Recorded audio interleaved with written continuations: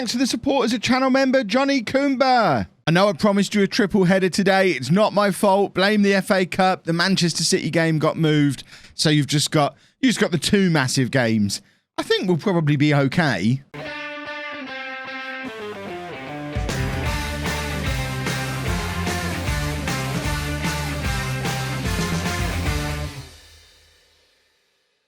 Hello and welcome to part 153 of Bourne Again. I'm Kevin. Coming up on today's episode, we have a Premier League game against Manchester United and the second leg of the Champions League first knockout round game against Sevilla. Every year I say it, and every year it remains true. There needs to be a shorter, catchier name for this first knockout round in the Champions League. There's too many words involved. Since you were last with me, we've done some football. Hold on, if I can actually scroll this through.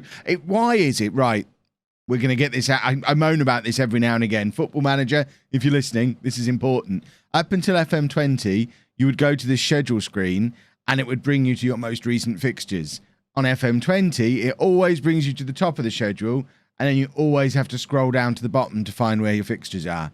It's dumb. Just load it up so that it's on my fixtures. Please. It will save me so very much time. I go to this screen after every match to see what the next couple of matches are.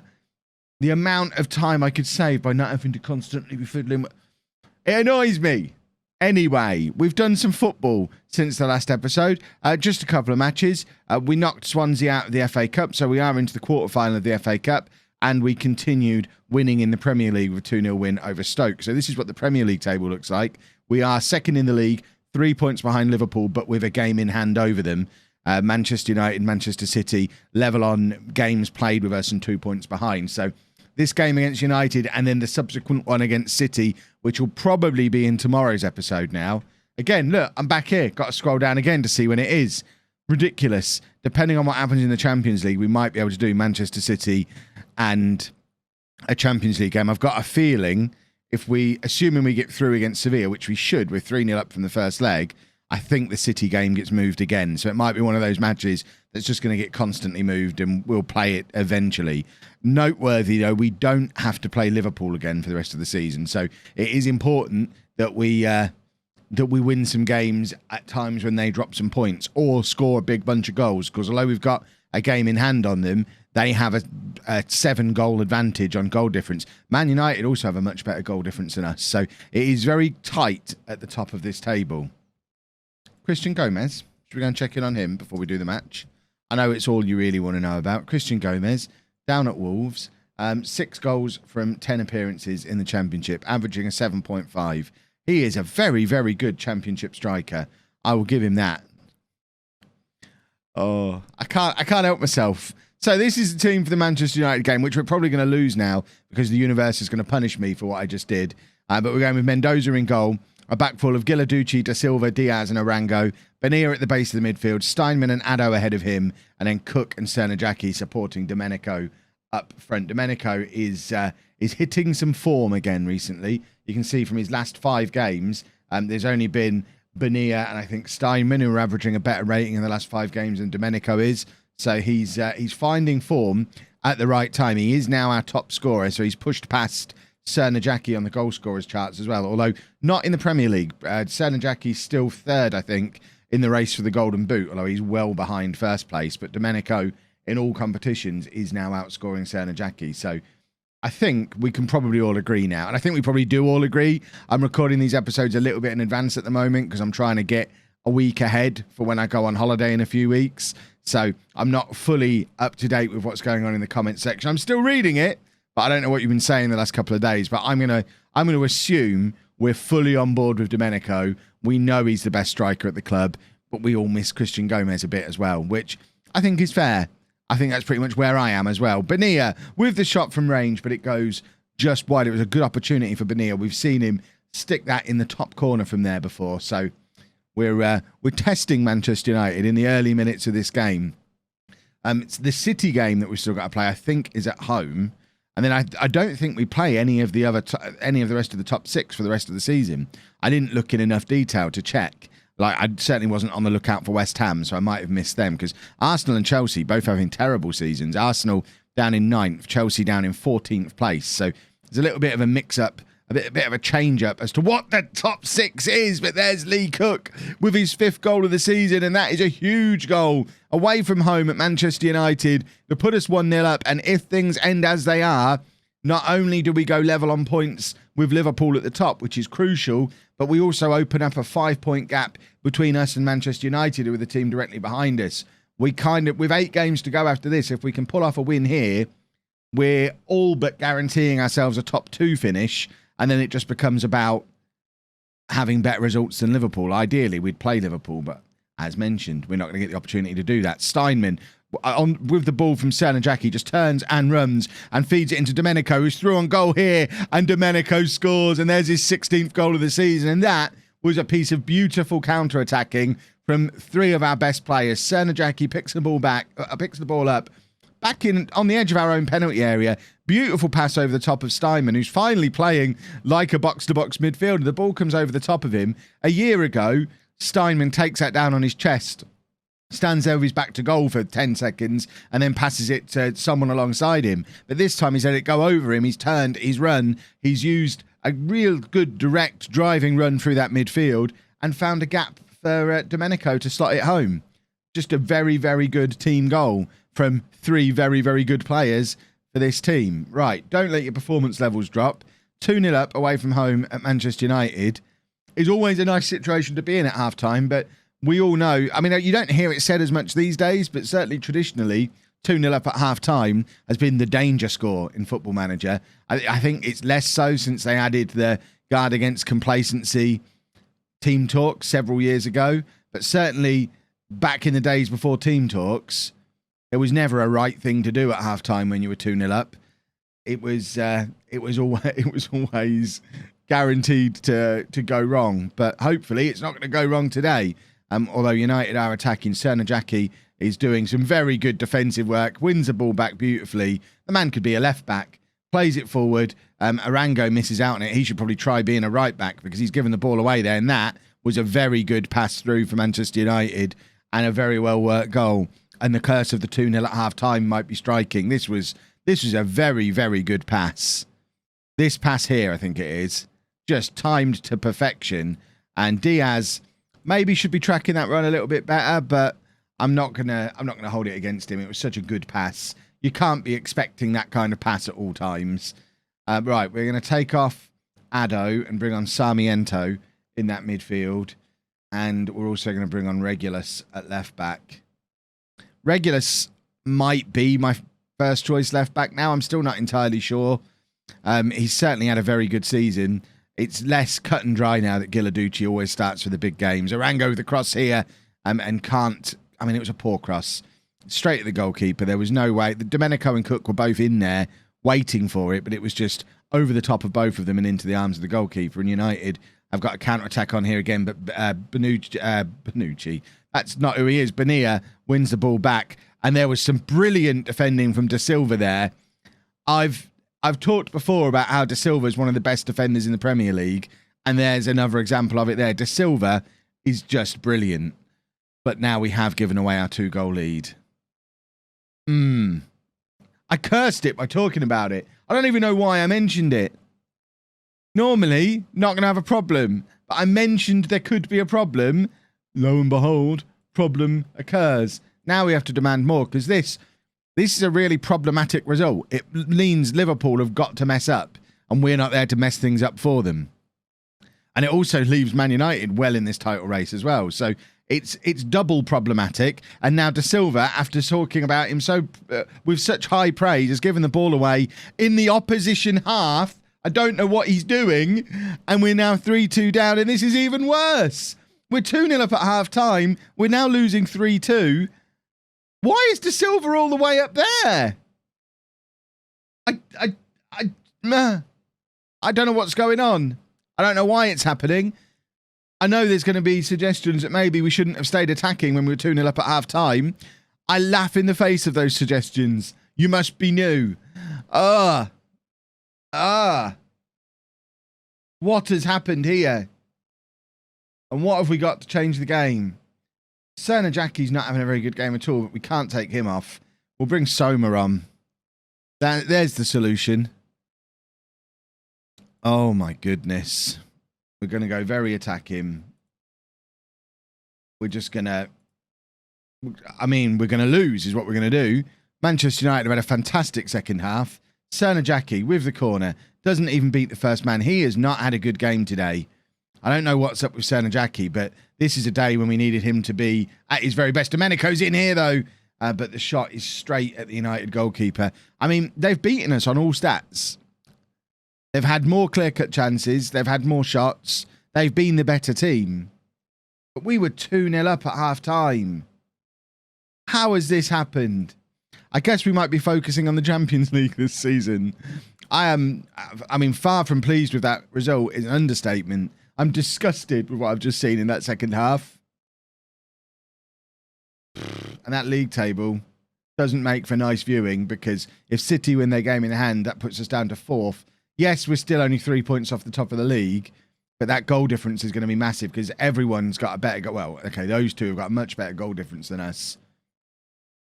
We should still be well on course for a Champions League finish, but we can't afford too many terrible results like that one, or Tottenham particularly are lurking. Well, I've calmed down now. Second leg against Sevilla. We're 3-0 up from the first leg. There's no changes to the team that's just played Manchester United. If we mess this one up as well, then I'll be very upset. So let's hope we don't mess this one up as well. Oh, I don't know if I'll cope with it. Right. We shouldn't. We surely shouldn't. First leg means nothing now. This is a brand new match. We've got to make sure we win it. I think that is the best thing to say. It stressed out somebody in the attack. It was either Cook or Domenico. I wasn't interested enough to check. Don't be stressed out. Just do a football. Arango with the cross. It's cleared as far as Bonilla. Bonilla finds Cook. Gilarducci's on a huge overlap here, and we find him. First time cross on his standing foot, and Cernajacki heads just over. Cernajacki needs to turn up tonight. I know we always play better when he's in the team, theoretically, but he actually has to turn up as well, unlike against Manchester United. Cook with the turn and gets into a crossing position. Addo's there, and it's a header straight into the hands of the Sevilla goalkeeper. That did go down as our first clear-cut chance of the game, though. So at least we're creating some stuff early on. De Silva plays it forward to Addo, and now Gilarducci playing it infield to Steinman. Back to Gilarducci again, and then De Silva, who's got some making up to do after what he did in the last game. Notice he is finding himself stood next to Diaz in defence like he's supposed to. Arango charging forward, though. He's tried for a shot there, I think, but ends up crossing it. And there is Domenico for his 17 for the season. And it's... I'm so excited. It caught in my throat. We're 1-0 up on the night, 4-0 up on aggregate, and that, a relatively simple goal, a nice little tap in for Domenico, and that should be that. We shouldn't be able to mess things up from 4-0 up when 3 of them are away goals. Sevilla have got to do one of the greatest comebacks in European football history to come back into this game from here. Diaz with a big throw. I think he's looking for Cernajacki, the usual Diaz to Cernajacki long throw combination, but Cernajacki got the wrong side of the goalkeeper, and the keeper does collect. I think regardless of what happens, this should be our last Champions League game at the City Ground, because looking on the facilities page, the revamped, renovated Milking Nook with all its extra seats, that is a pass from Cook. Domenico's in, and Domenico scores again. What a pass from Lee Cook. We'll get back to talking about the ground in a second. First, we need to appreciate the beauty of this pass from the opposite angle. So De Silva heads clear. Cook picks it up deep inside his own half. Doesn't even look. Just turns and plays the ball to where he knows Domenico should be. And it puts him in. And he's not missing from there. 18 goals of the season now for Domenico. 2 on the night. We're through. We're in the quarterfinals of the Champions League, boys and girls.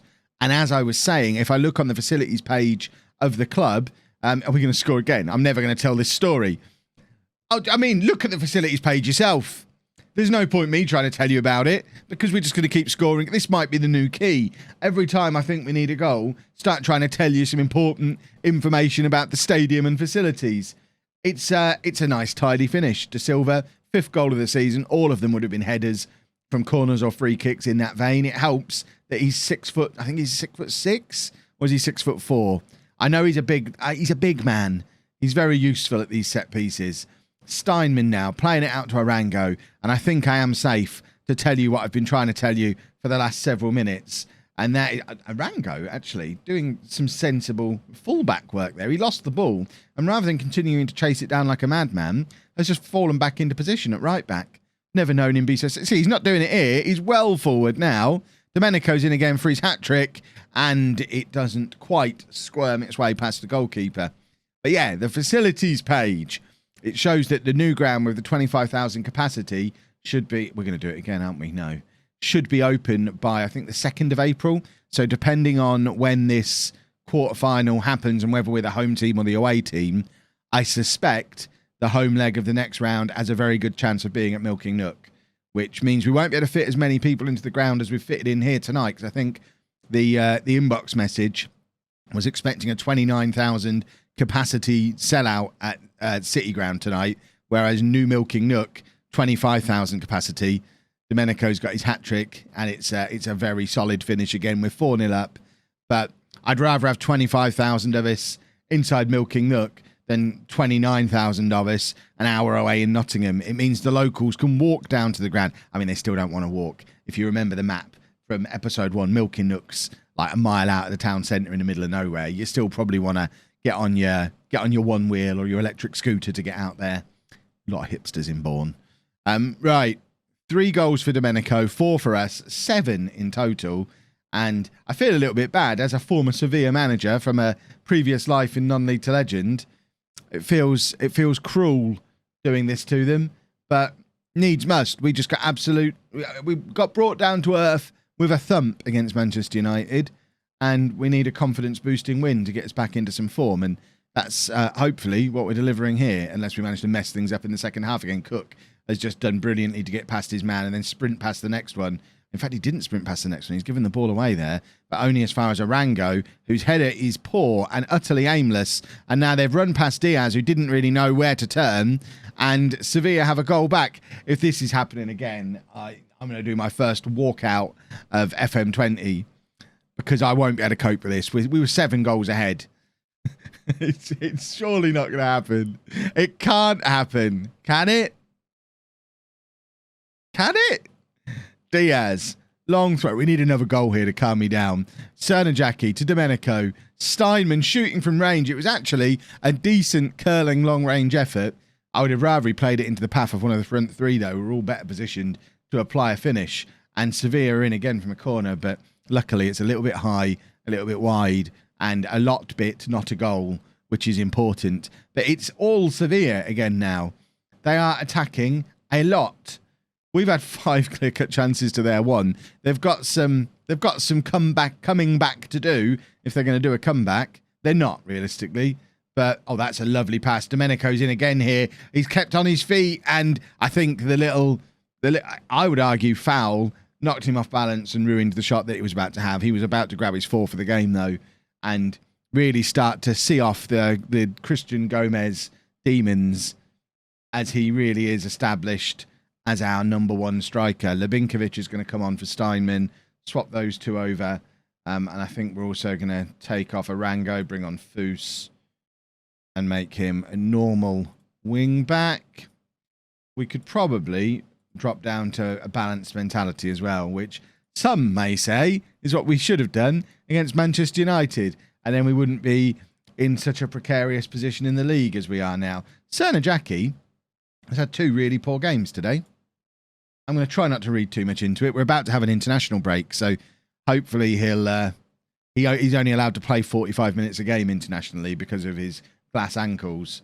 So hopefully he'll come back having had a nice time away playing international football, and he'll be back in form again. And there you go. Give him that second half wasn't acceptable. And I think before I let you go, we've got the draw for the quarterfinal in the Champions League coming up as well. It is ridiculous how much money you get for winning games in the Champions League. That is insane. So Domenico, give him a nice little pat on the head again. And now we'll just jump forward in time to the quarterfinal draw. Here we go then. Champions League draws for both quarterfinal and semi-final. Teams still in the competition. There's a lot of English teams still in this. Manchester United are the one who are in the title race who aren't still in this. The other 4 of the top 5 still in the Champions League. So it's Atletico, Bourne, Liverpool, Real Madrid, Barcelona, Bayern, Man City, and Tottenham. So it's basically Premier League, La Liga, and Bayern. They're the top 8. I mean, there's no one who's slipped up there. That is your top 8 teams in Europe, I would suggest. There's no huge team missing. I guess Tottenham are here. You could maybe pop Paris Saint-Germain in for Tottenham. But let's draw next team. Or Juventus, maybe. There is Tottenham. They're going to play Bayern, so that's going to be the end of them. Barcelona, we'd kind of like to avoid. Atletico play them. I mean, we know we can beat Premier League teams. Real Madrid, we know nothing about because we've never played them before. Liverpool, Man City, so we get Real Madrid. And because we're home in the first leg, we might actually have one more game at the City Ground, which I guess wouldn't be a disaster because we did just do £1 million in gate receipts from that last game. Does it tell us when that is yet? Is that on the fixture list? Which, of course, we have to scroll to. In fact, I think that's the day after we move in. Hold on. Let's go to that facilities page that I'm so keen on. We move in. Oh, no, we move in on the 6th. So our final game at the City Ground is going to be Real Madrid at home in the quarter-final of the Champions League. And then let's do the semi-final draw as well. So if we get past Real Madrid, we will face Barcelona or Atletico. We're going to have to kill all of La Liga to make it through to this Champions League final. And then Tottenham or Bayern face Liverpool or Manchester City. So it's, I mean, if you were a betting man, you'd say it was going to be one La Liga team and one Premier League team in this final because of how weighted the draws are in favour of doing that. But I guess we shall see. Oh, my word. Right, what has this done to the fixtures? What are we going to be doing for tomorrow's episode? So where's the the Manchester City game still exists. So you're just not going to see that one now because I'm not going to come back that soon. I think what we'll do tomorrow is both legs of Real Madrid and just check in on the league in between and see how we're getting on domestically. So both legs of Real Madrid coming up tomorrow. And we move into the new ground tomorrow. Our first game. Look, we've got all these away games in a row. So we move into the new ground, but we won't actually play there until Tottenham in May. Unless, of course, we get past Real Madrid and then there'll be a Champions League game there. Kind of feels like it's pointless saying we move in April if we've then been given 4 away games in a row in the Premier League. Ridiculous. If you've enjoyed that, please make sure you leave a nice big thumbs up on there for me. Subscribe to the channel for daily Football Manager videos. And thank you very much for watching.